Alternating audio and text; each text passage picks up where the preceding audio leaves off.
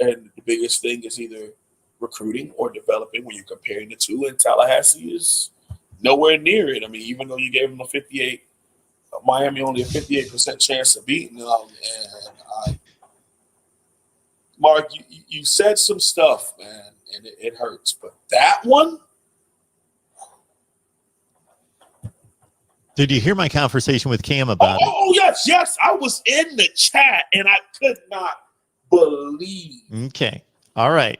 So I'm gonna set the record straight here for everybody.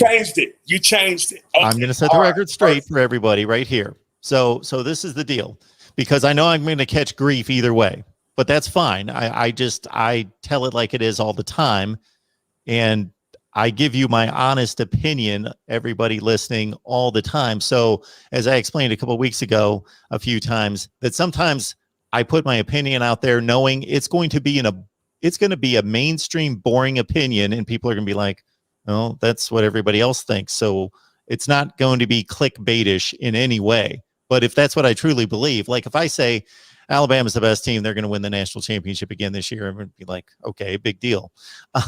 But other times I'm going to give you opinions that are going to be contrarian to what most people believe, and you're going to be like, Mark, you're crazy. But if it's what I truly believe, then that's what it's going to be. Okay. I'm producing videos in which I'm putting together win probabilities for each game for each team that I'm reviewing. And I take a number of factors. It's not a mathematical conclusion, but it's well thought out. Okay. So understand that I don't have the time or the resources to put like 8 hours into it. I'm not going to into one video, but I don't also just pull numbers out of the air. So there's thought given to it. And I would certainly put my percentages specifically on Miami versus what I saw out of the FPI at ESPN. My numbers were much more accurate against what turned out to be the wins and losses for the Canes in 2020 by far. I 1,000% agree. Okay. Yes. When I looked at Miami and Florida State, I won't go into how I arrived at this number, but I gave Miami a 57 or 58% chance of winning. 58. Florida State, 58% chance, meaning Florida State's at 42. Okay.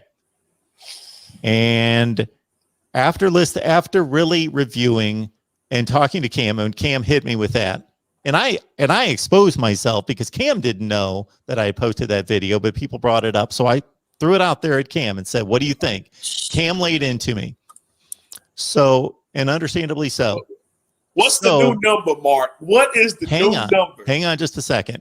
Okay. So I also want people to realize this. This is just how I am, that if I was truly convicted of 58%, regardless of what Cam said or what the wholesome one says, I would stand here and defend it to the hilt and argue it and not change it. If I truly believed, regardless of how much I respect their opinion and believe in their football knowledge, that I'd say, you know what, boys, I hear you and I'm listening and I'm taking in everything, but I believe in 58%. But that wasn't the case. Cam had some things to say, and I was like, okay, yeah, I really missed it on that one. And people criticized me for backing down. But again, you guys should know me from taking calls almost every night. I don't back down if I believe in something. But if somebody shows me something and I'm like, you know what? Yeah, I missed it. Then I'm going to reset and I'm going to correct. So when I produced the Florida State video, yes, but that was last year too. I understand that. I just want people to know this. Go ahead. 52-10. So when I reset and I posted a Florida State video, I went 77-23. I went 80-20 neutral site. I gave them 3 percentage points being at home. So in Coral Gables, it would be like 83-17, something in that range. That's logical. I can't even argue with that. I was going to say 81-19. That would be mine, but not saying yours is technically wrong. Sure.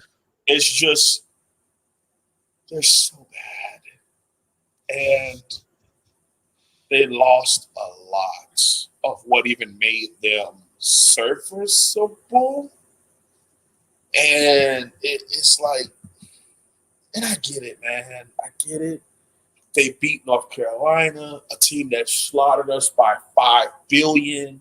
I understand. I got folks who say that to me all the time. Luke Walker has everything to say about, like, how can Miami talk crap to them and they beat us and we slaughtered you? Because you played. Yeah.